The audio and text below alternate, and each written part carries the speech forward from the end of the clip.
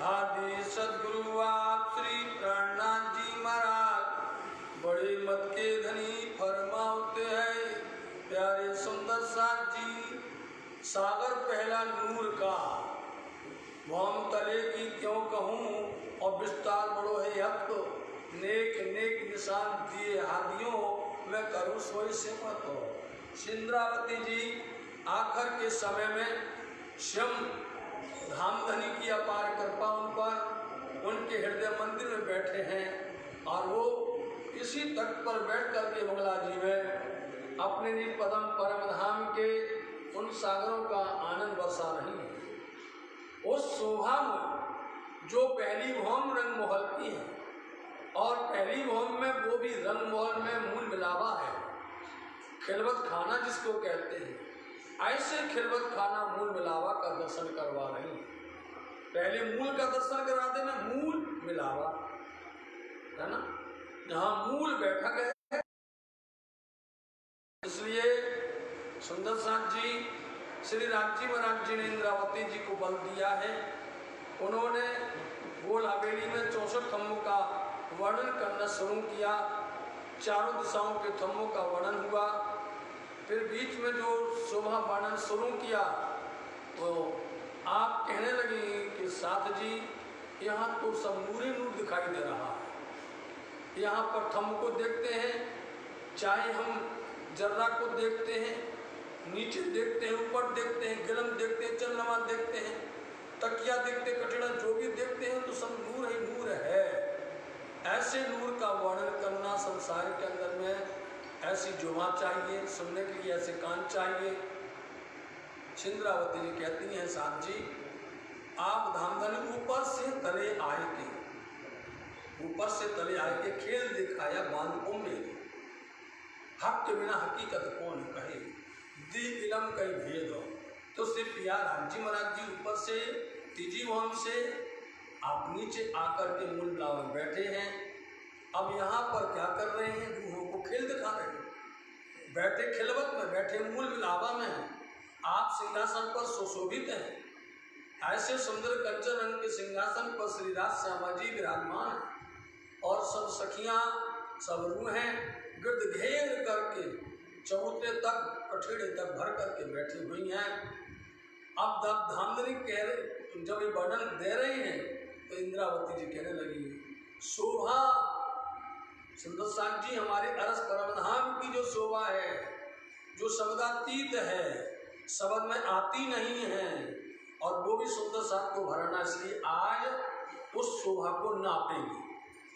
उस शोभा को क्या करेंगे, एक ऐसी युक्ति बनाएंगे कि उस इतनी बड़ी शोभा को समेट करके और एक ऐसा रूप बना करके वो के दिल में बिठा देंगे। अनंत है परम धाम, अनंत शोभा है, शब्दों में आने वाली नहीं है। इसलिए सुंदर साथ जी बैठो ध्यान से। अभी थोड़ी देर में श्री इंद्रावती जी धामधनी इनके अंदर बैठे हैं, वही श्री प्राणनाथ जी हैं। वो आज सुंदर साथ के हृदय के अंदर में एक मूल मिलावा का दर्शन किया, राज्य का दर्शन किया, परम धाम की सारी दिव्यता क्या सब हृदय में बिठाने वाली है।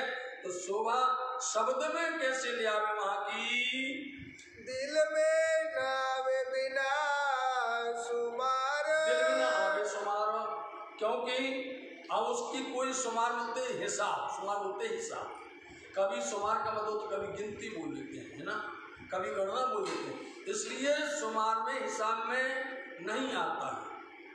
हमने देख लिया जहाँ हमने एक रंग का वर्णन किया है 5 का, हमने जहाँ एक रंग का वर्णन किया माणिक का, जहाँ एक रंग का वर्णन किया हमने नीलवी का, जहाँ एक रंग का वर्णन किया हमने पुखराज का, शब्द ही नहीं आ रहा। कैसे करके किया जाए, वो सुंदर साथ के दिल में भरना है। ये पूरी शब्दातीत शोभा है, ये समझ में नहीं आती तो दिल में आएगी कैसे। ये इंद्रावती जी सुंदर साथ को समझा रही हैं कि कैसे आएगी, तरीका देखिए अभी कैसे लाती हैं। राधे लियाओ बीचा हिसाब के, राधे लियाओ बीच हिसाब के, इसलिए हम हिसाब में ला रहे हैं। जो शुमार में नहीं आता, हिसाब में नहीं आता है, उसको हम हिसाब में ला करके खड़ा कर रहे हैं। आज परम धाम के इन सागरों की, मूल मिलावा की, पहली भूमि की, उसकी शोभा नहीं आती है, लेकिन हम ला रहे हैं, धनी कृपा कर रहे हैं, तात हैं, इसीलिए हिसाब में लाएंगे। कैसे करके? जो रू करे विचार, जो रूह करे विचार, जिससे रूह इस पर सोचें, जिससे रूह आत्माएं ब्रह्म सृष्टि पर विचार करें, गौर करें कि देखो इंद्रावती जी को धनी ने कैसे शोभा दी है कि बेसुमार को सुमार में कैसे लेकर के आए हैं, कैसे बताना है, किस तरह से वर्णन करना है, कैसे समझ में आएगा, इस पर तो विचार करना। इसको तुम सोचना कि धामधनी ने किस तरह से बेसुमार को इंद्रावती के मुखारबिंद से लेकर के और ऐसी युक्ति बनाई है जो कि रूह के दिल में आ जावे। इस पर तुम सोचना, इसको तुम विचार करना। अरसे नहीं सुमार में, फिर कह रही है पूरा अरस परम धाम, कोई भी हिसाब नहीं कर सकते हैं। जबकि अपन ने सुना है कि 25 पक्ष है, जबकि अपन ने देखा 7 परिक्रमा है, अपन ने देखा कि 9 10वीं आकाशी है, पुखराजी पहाड़ को, मानिक पहाड़ को, सागरों को इंतहा नहीं है उनकी। देखा अपन ने पूरा परम धाम को, पूरा परम धाम दर्शन करके देख लिया, लेकिन हिसाब में कहीं नहीं आया। न 7 घाट में आ सकता है वर्णन में, न जमुना जी की वो शोभा आ सकती है शब्द में, न तो हौज कोसर तालाब शब्द में आ सकता है ना, न पुखराजी पहाड़ आ सकता है, एक जर्रा नहीं आ सकता। पूरा दिव्य धाम परम धाम जिसको कहा गया है वो समझ में नहीं आता। फिर क्या करूं? बोलो श्री जो समार में नहीं आता है वो हमारे धामधनी की हिकमत देखिए, धामधनी की युक्ति देखिए, श्री राज्य महाराज जी की कला देखिए। वो जो शुमार में नहीं आ सकता है वो परम धाम को ला करके रूह के दिल में रख दिया है। वो रूह के आत्म जो गई है उनके दिल के अंदर में रख दिया है। अब जो कोई रूह आत्म परम धाम की हो, इसको बड़े शुद्धता के साथ, निर्मलता के साथ, स्वच्छता के साथ इसको रखे, इसका चिंतन करे। क्योंकि जब राज्य ने रख दिया है रूहों के दिल में, तो हमारे अंदर अब दुनिया का विकार नहीं होना चाहिए, हमारे दिल के अंदर कोई मैल नहीं होना चाहिए, हमारे दिल के अंदर किसी प्रकार की बदफैली नहीं होनी चाहिए। क्योंकि जहाँ धनी बैठेंगे, धनी का घर होगा, वो स्वच्छ होना चाहिए, निर्मल और पवित्र होना चाहिए। धामधनी ने कितनी बड़ी कृपा की है कि हिसाब करते करते करते पूरा परिक्रमा बाड़ी कर दी। बताओ, हिसाब करते करते पूरा परम धाम उन्होंने पूरा वर्णन कर दिया 25 पक्ष का, कोई आया ही नहीं, हिसाब में नहीं आया है। इसलिए हमारे धामधनी ने इतनी सुंदर कृपा की, इतनी महती कृपा की है कि परम धाम को ला करके रूहों के दिल में ही रख दिया। क्यों रख दिया? अब आप बैठो, दिल में है, अब दिल के अंदर में आप को नाप तो सकते नहीं हो, इसलिए कभी आप रंगमहल में घुस जाओ, बोलो आप, कभी आप जो है रंगमहल में 9 भवन में चले जाओ, कभी पहली भवन में जाओ तो कभी 5वीं भवन का भी चले जाओ। दिल में रख दिया राज्य ने। जब चाहे मन जो दिल में आवे अपने मंदिर देख लो आप। उन्होंने कहा तुम लीजो दृढ़ कर चित्त, अपना जीवन है नित्य, करती हूँ करके, कहती हूँ करके, सारे दिल की यही विरत, तो तुम उसको दिल में याद करते रहो। धनी ने तो तुम्हारे दिल में रख दिया है। यदि दिल में नहीं रखता तो आप नहीं सोचते, आप विचार नहीं करते, दुनिया के दिल में नहीं रखा है, समझे?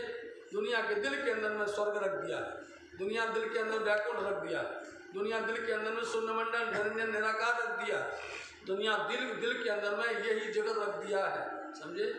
लेकिन मोमिनो तुम्हारे दिल को राज्य ने इतना आनंद दिया है, इतनी शोभा दी है कि तुम्हारे दिल में राज्य ने बेसुमार को ला करके तुम्हारे हृदय दिल मंदिर में रख दिया है। बेसुमार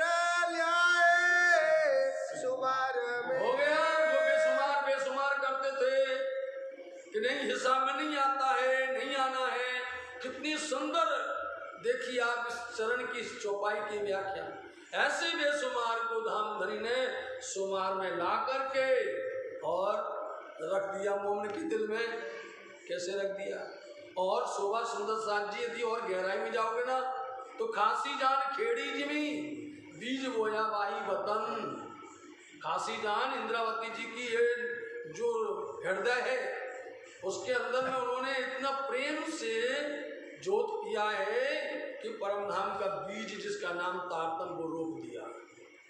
समझे नहीं? जब बीज रुक गया तो उसके अंदर से पूरा वृक्ष बन गया। कोई वृक्ष बनकर के आज अपन को पल्लवित हो रहा है और वो अपने को एक एक उसका रस फल सब मिल रहा है। इसलिए उसकी महिमा इंद्रावती जी कह रहे हैं साथ जी कि ऐसे बेशुमार को धामधनी सुमार में ला करके मोमनों के दिल में रख रहे। माहे आवने दिल रुहान, माहे आवने दिल रुहान, माहे मतलब अंदर, किनके अंदर में? दिल, रूहों के दिल के अंदर में आने के लिए श्रीनाथ जी महाराज जी ने पूरा परम धाम को सुमार में ला करके रख दिया। इता फिरते 60 मंदिर, देखो कितनी सुंदर शोभा है।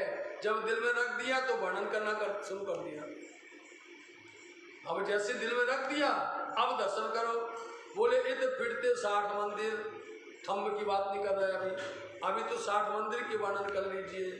इस तरह से जो 64 थंब हैं, एक हार बाहर की, फिर अंदर मंदिर 60 मंदिर, फिर अंदर में फिर 64 मंदिर और फिर अंदर चबूतरे पर फिर से 64 मंदिर। इसलिए ये हार जो आई है, एक हार जिनमें सुंदर 60 मंदिर आए हुए हैं, 4 दिशा के 4 दरवाजे की शोभा छोड़ दी गई है। इन बीच गलियां 4, इन बीच गलियां 4, अब चारों दिशाओं की गलियां हो गई। बीच में मध्य में राज समाधि का सिंहासन है और चारों तरफ से गलियां आई हुई हैं और उन गलियों में से चारों का वर्णन हो चुका है। 5 का, नीलगी का, माणिक का, पुखराज का। इस तरह से इन 64 मंदिर हैं, लेकिन 60 का दर्शन हो रहा है। क्यों हो रहा है? कि 4 मंदिर की जगह पर दरवाजे आए हुए हैं। ऐसे फिरते 60 मंदिर आए, चारों तरफ देखिए, चारों तरफ देखिए। सुंदर साथ जी अब देखो इन मंदिरों को चारों तरफ देखिए फिर करके। इन मंदिरों को देखो, कोई मंदिर ना छोटा है ना बड़ा है, आगे है ना पीछे है, ना ऊंचे है ना नीचे है, कोई कमी नहीं, सब एक से चारों तरफ फिर के आप देख लीजिए तो क्या दिखाई देगा? जानो जो तेज का अंबार, जानो जो तेज का अंबार। घूम करके देखो चारों तरफ में, ऐसा लगता है कि तेज ही तेज का ढेर लगा। अंबार, अंबार जिसका पारावार नहीं है, ऐसे चारों तरफ घूम करके आप नजर डालिए। चौकट ताके घोड़ले, एक एक शब्द देखिए, चौखट, ताके, घोड़ले। समझे नहीं? ताके में उलझ जाते लोग, कल वर्णन किया था। चौखट हुआ दरवाजे में, चौखट हुई, और ताके मतलब तक्का, गोक जिसको बोला था आरे, होता नहीं, कल बोला ना आरे, आरे के साथ में ओटा, ओटा होता, इससे ऊपर दीपक जलाओ, उसमें सुंदर शोभा रखो। तो पहले तो उस दरवाजे के, इन मंदिरों के दरवाजे देखो, उन दरवाजे में सुंदर जो चौखट है, उस चौखट की दर्शन करो, कैसी ही सुंदर उसमें सजावट है और कैसे उसमें चित्रकारी है। आपको यदि थोड़ा जब ये चल जाए तो उतर करके देख के आना नीचे, ये सीढ़ी से नीचे उतर जाना, उसमें जो चौखट बनी हुई है, कैसी नकशकारी है, जबरदस्त नकशकारी है। नीचे उतर के सामने आप देख रहे हो, हाँ आले नहीं, चौखट को देखिए आप, सुंदर चौखट बनी है। और वो चौखट डिजाइन दर्शन जब चर्चा नहीं चलती तो हम लोग जहाँ जो चीज़ उसको देखना जाते थे, वहीं पर समझते थे उसी समय पर। इसलिए पन्ना परम धाम में पूरा परम धाम है, तो जो कुछ भी देखना हो, जो समझ में नहीं आवे, तुरंत खड़े हो जाओ गुम्मट जी में, तुरंत खड़े हो जाओ ब्रह्म चबूतरे पर, आपको सब समझ में आ जाएगा, एक दर्शन समझ में आता। इसलिए चौखट, ताक के मतलब कि आले जिसको कहते हैं, ताक दूसरी भाषा में उसको ताक बोलते हैं। और घोड़ले, घोड़ले का मतलब क्या है? जो खूंटी होती ना, घोड़े की डिजाइन की होती, जैसा घोड़ा होता ना, घोड़े की जैसी सजावट होती है, उसके जैसा मुंह होता है, ऐसी बनी थी खूंटियां, अलग अलग हैं, इनको बोलते घोड़ले। समझे? जो घोड़े के आकार के होवे, ऐसी सुंदर खूंटियां आप उनको देखिए। और दीवालों चित्रमन, और फिर दीवालों को देखो। अभी बाहर की बात कर रहे हैं, अभी इन मंदिरों की बाहर की हो। दीवालों पर चित्रकारी है, और चित्रकारी में उलझ जाओगे, उसी में ही रह जाओगे। चित्रकारी देखते देखते ही प्रणाम हो जाएगी। देखो कैसी चित्रकारी है दीवारों पर। और सुंदर साल जी, एक समय था कि शरद पूनम पर यही प्रसंग चल रहा था। एक समय हमें आज याद आया कि आज भी देखिए ये प्रसंग आज आया है, कई वर्षों बाद आया। लगभग लगता है कि 9 साल 9.25 साल हो जाते तब आता है। यही प्रसंग आज आया है साहब। तो उसमें सुंदर चित्रकारी बनी। अब चित्रकारी दीवार की आगे की बात बताएं तो क्योंकि हास होती ना, सब में उसकी दीवारें होती हैं। तो जैसे दीवार में बाहर से दोहरी लेन डोरी बनाई जाती है, फिर बीच के अंदर में सुंदर डिजाइन आकृति बनाई जाती है, ऐसी सुंदर सजी है। फिर बीच में चित्रकारी, उन चित्रकारी को दर्शन करो कैसी है।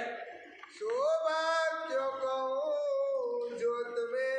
बोलो साहब जी, कैसे कहें हम इंद्रावती कहते कैसे कहें शोभा हम कैसे कहें, क्योंकि उनमें जो चित्रकारी में जो नूर है, इतना तेज है, इतना प्रकाश है, उनमें जो भी चित्रकारी बनी हुई है, बेल बूटियां बनी हुई हैं, बेल लताएं बनी हुई हैं, उसमें वृक्ष बने हुए हैं, उनमें डाली डाली में पक्षी बैठे हुए हैं, उनकी शोभा को कैसे करें। सब नूर ही नूर से है, उसकी शोभा को कैसे कहा जाए। भारियो नूर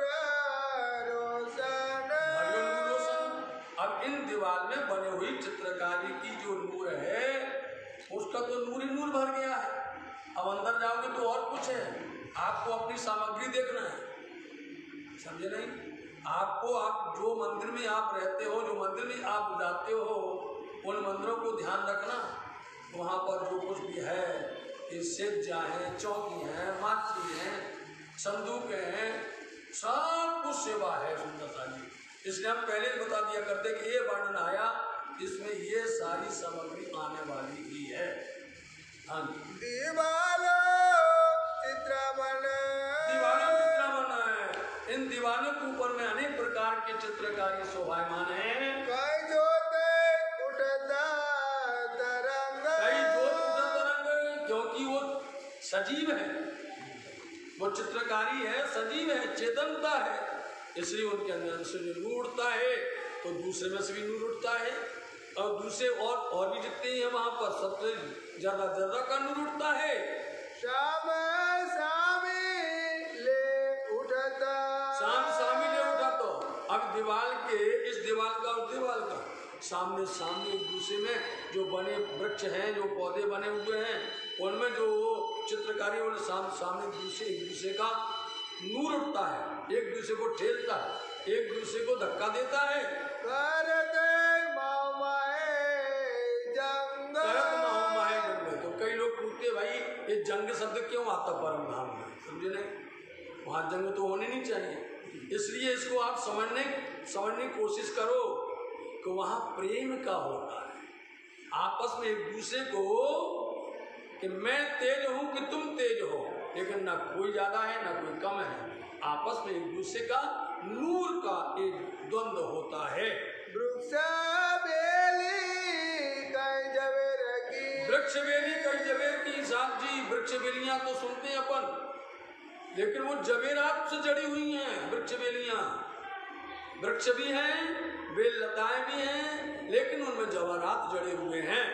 सकल वनस्पति, सकल, अब होता इतनी बड़ी वनस्पति है वहाँ, मतलब वनस्पति जब कहते हैं ना कि पूरा का पूरा जंगल बन गया हो, पूरा का पूरा वन बन गया हो, तो वन के अंदर में सकल वनस्पति जो हैं, पेड़ हैं, पौधे हैं, छोटे भी हैं, बड़े भी हैं, हर तरह के, उनमें सब में नूर ही नूर उठ रहा है।